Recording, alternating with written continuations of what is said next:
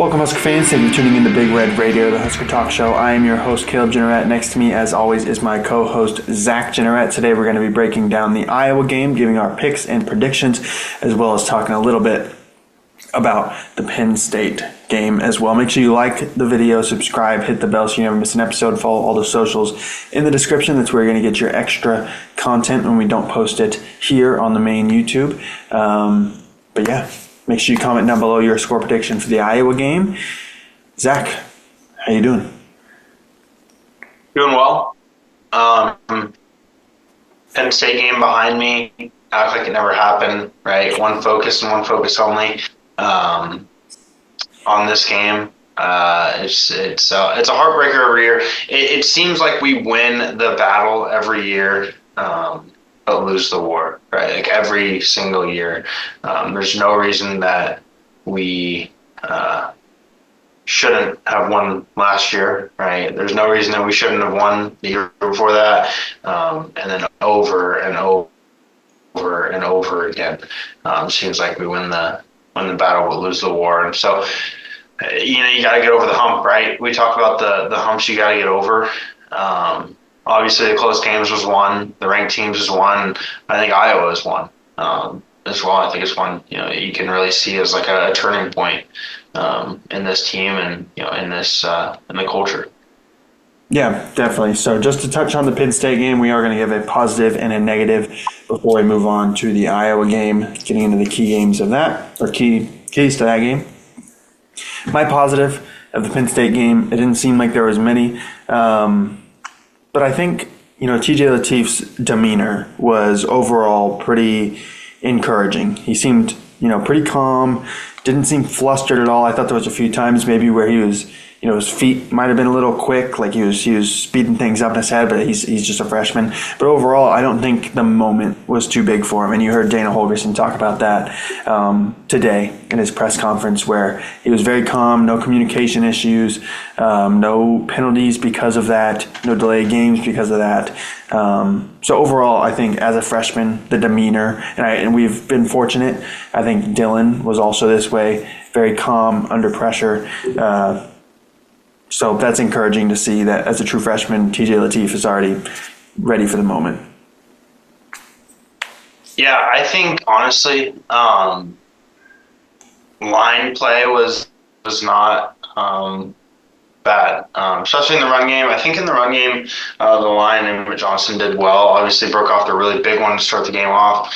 That made it seem like, hey, maybe we got a shot here. But overall, I don't think the line play was real all that bad. I think it's getting better.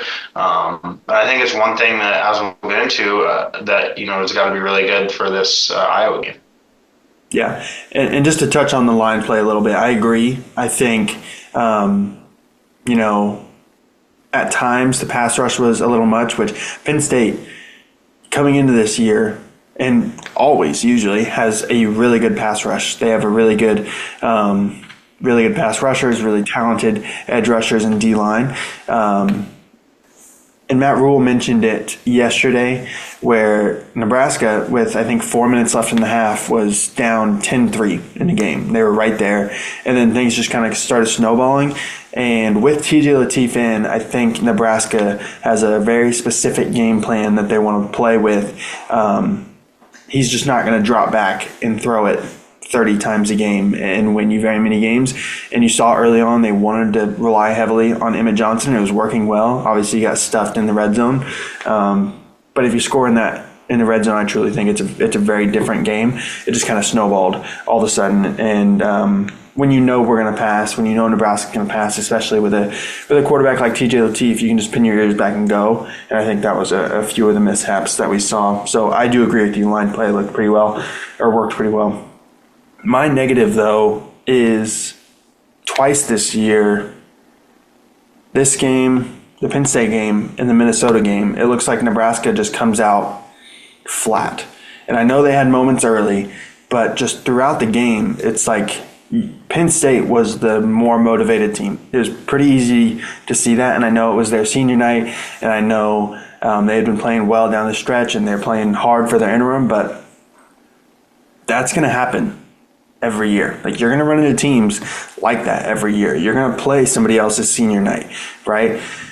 You can't always be the less motivated team. And it's weird because I think Matt Rule does a very good job of getting the team motivated. And I don't know if it's like a youth thing. This is a very young team still, so I don't know if they can keep that level of motivation going every single game, especially with injuries, with Dylan like they have. Just the way it snowballed, I don't want to say they gave up on the game. They were still playing hard, but it just felt flat most of the game. So hopefully we can get that fixed going forward, because it seems like Matt Rule is going to be our guy going forward, and I do think he's the right guy. Just it's twice this year where you just come out flat, and the coaches have no answer for it, really.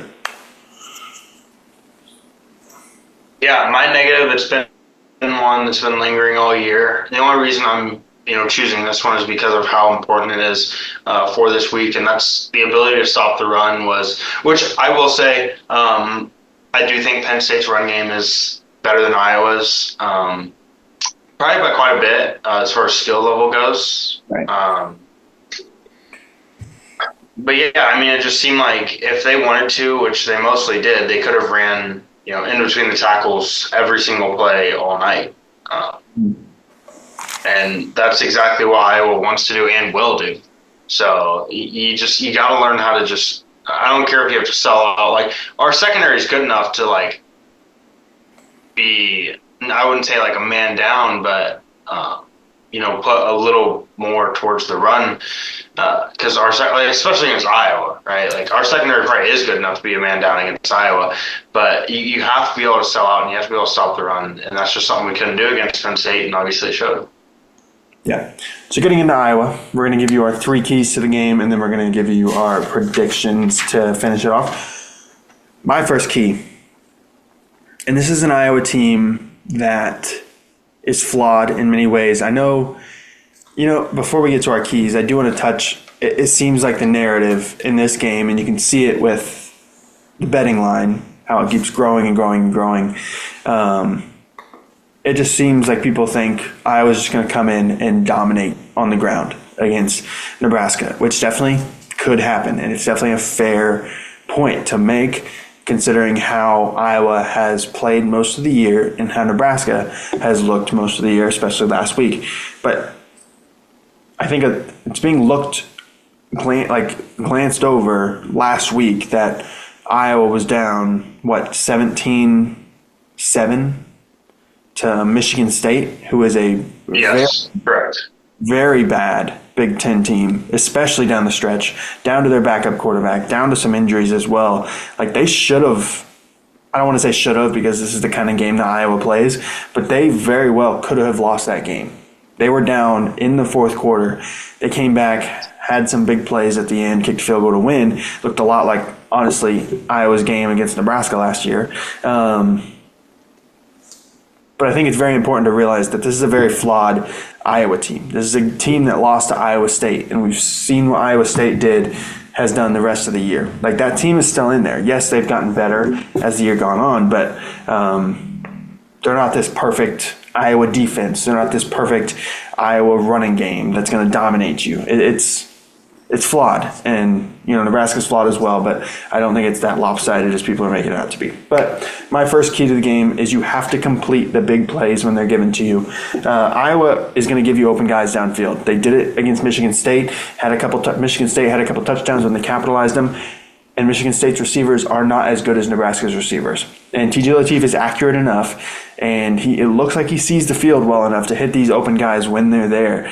And they're going to give it to you. So you need to hit them, because every single year it's a close game. We know it's going to be a close game. I hope it's not a close game. I hope Nebraska blows them out. But every single year it's a close game. And, those big plays, those big chunks matter so much, even if it's just getting from the 50 to the 30 so you can kick a field goal instead of punt. Like, that is huge in a game like this. So they're going to give you a few. They're going to give you 1 to 2, maybe 3 big plays, opportunities down the field. You have to hit them, because that's going to be huge in this game.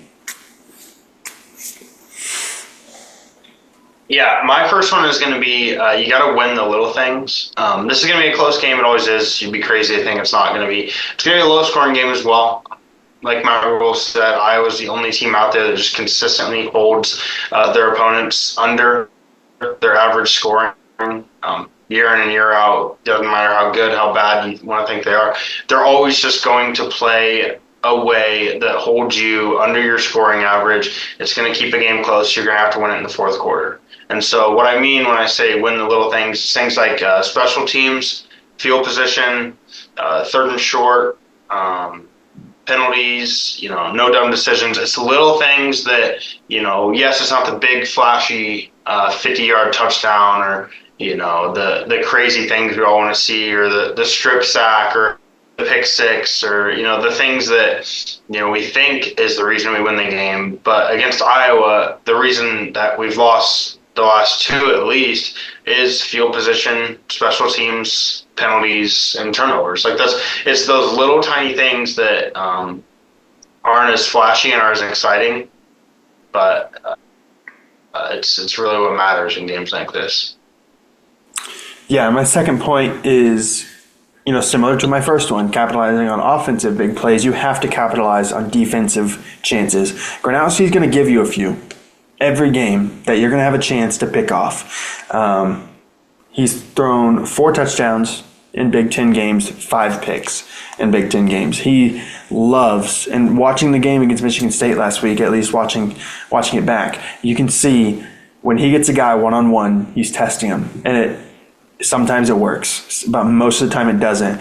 And a lot of teams just don't capitalize. If you can get an interception on that play, that is huge. He is a very talented runner. Gronowski is. We know that. He's not some killer runner like Nico was. He's not as talented as that, but he is shifty and he's fast and he's athletic enough that he's going to find some lanes. If you keep him in the pocket, he's going to test you downfield and you're going to have a chance to make some plays on the defensive side. So you need to take advantage of those. Like Zach said, like I said, this is going to be a close game. We're going to keep on saying it. It's a close game every single year. I know what the spread is. I know that a lot of people think Iowa could run away with this one. It's going to be close in the fourth quarter, and you need to capitalize on these big plays so you have the upper hand when it matters. My second one, relaying back to the rush defense, I've said in a lot of previous weeks, stop the run, you have to stop the run. It gets to a point where you realize that it's just not going to happen. We're just not going to do it. But I think if you're able to play a bend, don't break with the run, especially against a team like this, I think that's good enough, right? And so, yes, if you give up like a 4-yard run, that's not great on first down, but if you turn that around, say 3 yards, and then they get 2 yards on second down, I'm okay playing Iowa in 3rd and 5, 3rd and 4. All day, because I just don't think they're good enough to consistently convert in that. Versus other teams, USC, even UCLA, Penn State, Michigan. I wouldn't want to play in those. But against a team like Iowa, I'm okay with it. And so for the run defense, you don't have to stop them, right? You don't have to hold this team under 100 yards. You don't have to hold them under some crazy numbers. You just have to bend and not break overall. You can't give up the big ones like the screen last year. Can't give up those. The big explosive plays are the ways they beat us. And so you have to bend, don't break, not only in the run defense, but kind of all around on the team.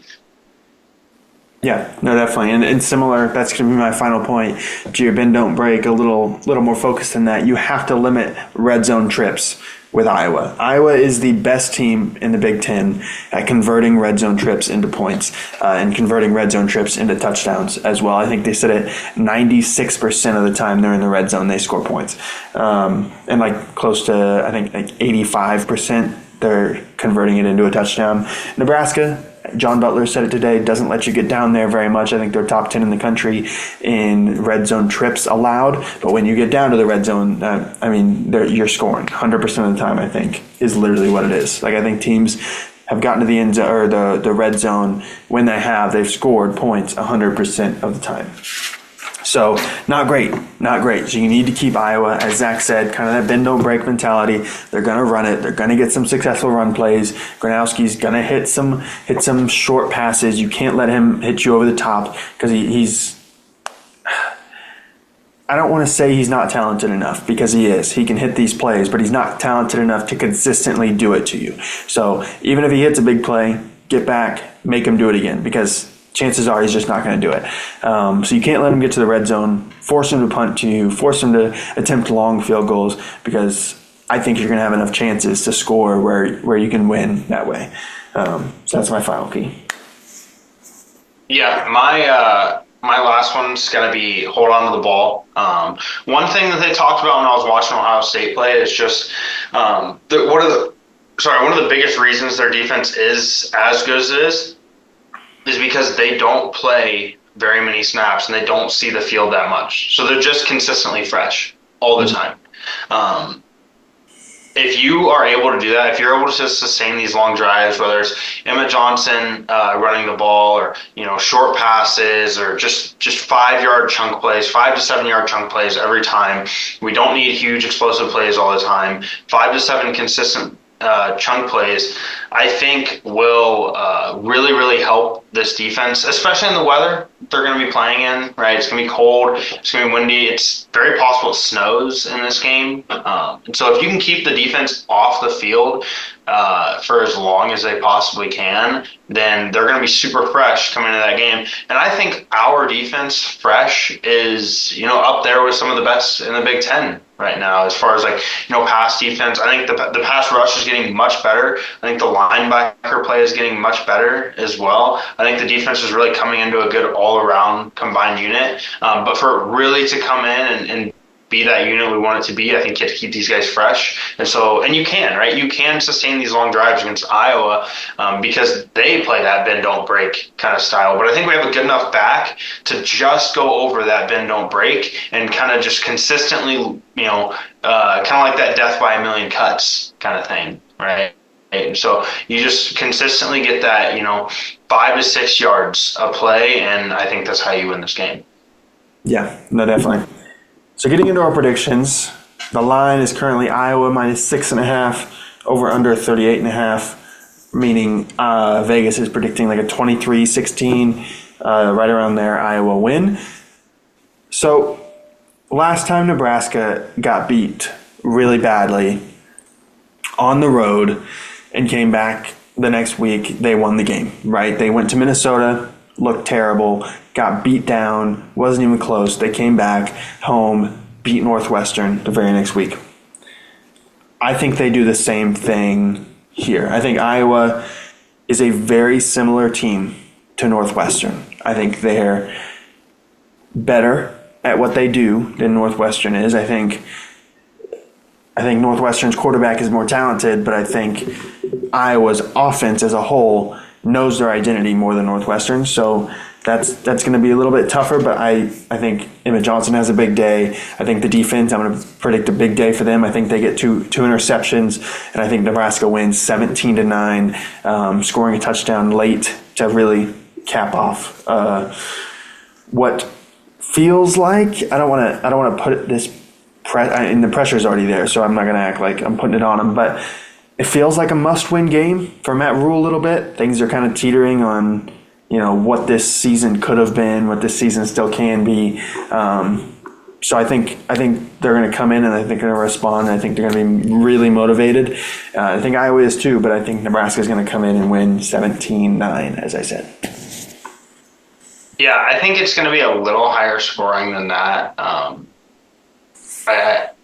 I just don't think it's. I don't think it's the Iowa offense as we've seen in the past where they're just atrociously bad, right? Like, I think they are better than they used to be. But yeah, I think I think Nebraska gets the run game going here. I think when you get the run game going, you're able to take a lot of pressure off Lateef, and you're also able to open up the defense perfectly for yourself, right? And so with that, I think Nebraska comes out and wins this 20-17. I think this is the year. I think they match up really well. I think mobile quarterbacks play well against a team like Iowa.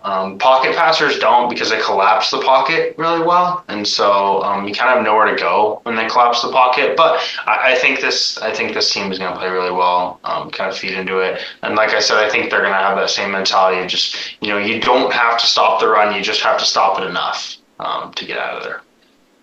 Right, and you mentioned it a little bit before we end the video. I do want to talk about it, how Penn State, maybe statistically, isn't as good of a run game as Iowa, but they're very much so more talented. Like, Iowa doesn't have a single back as good as probably either of Penn State's back with Singleton and Katron Allen. I mean, Katron Allen and Nick Singleton were legitimately considered to be the best duo, the best running back duo in the country coming into this year. Maybe they haven't lived up to that, but they're still very talented. Katron Allen is still a very talented back. Nick Singleton, we saw last week when he gets into space, what he can do. And don't get me wrong, Iowa has talented running backs, but it's just not to that like all-American, all-Big Ten level that we saw last week. And I think that was a big reason why Nebraska got gashed as much as they did. Just the vision of those backs and the explosiveness of those backs. Iowa doesn't have that. Not saying they can't make those big plays, but that's going to be a big thing for me. If Nebraska can kind of hold those, against Penn State, 50-yard runs to somewhere under 10 yards, just because Iowa's running backs aren't as explosive. But you got anything else before we sign it off? Yeah, talking on that Penn State, I don't think people realize that it's possible that outside of the Oregon game, we played Penn State on the worst week to play them. And I'm not making excuses, right? Like, we played bad. But, like, when you look at, like, a coach, like their interim coach who's going into his interview process this week, like, you'd be dumb to think the players don't know that. And we talked about how when a coach gets fired, you have two kind of scenarios that happen. Penn State took the one where they rally around the interim head coach and they play for him and they play for the school and, you know, they play for that logo on the field. And it sucks to catch a team like that just firing on all cylinders with, you know, no selfishness on that team right now, right? Like, they're playing as a team for a team. I think if we play the Penn State team that played Northwestern or the Penn State team that played UCLA, and yeah, I think it's a different outcome, but obviously we didn't get to, and, you know, it's not an excuse to make. But I do think people are overreacting a little bit, saying like, "Oh my God, you lost to a bad Penn State team." Like, this is not a bad Penn State team. They were right there. It's a good Penn State team. Yeah, and obviously with a great mentality, but that's all flushed now, and I think you have an Iowa team that you can definitely beat, and I think it's time. Yeah, I agree. We'll be back next week to talk about the Iowa game, talk about the season as a whole, see what bowl game we're going to. I don't think by the time we record next week we'll know that. But it'll be interesting to break down those possibilities. Make sure you follow all the socials down in the description. Subscribe to the channel. Hit the bell so you never miss an episode. Like the video. Comment down below your score prediction for the Iowa game. But we'll see you guys next week. Go Big Red.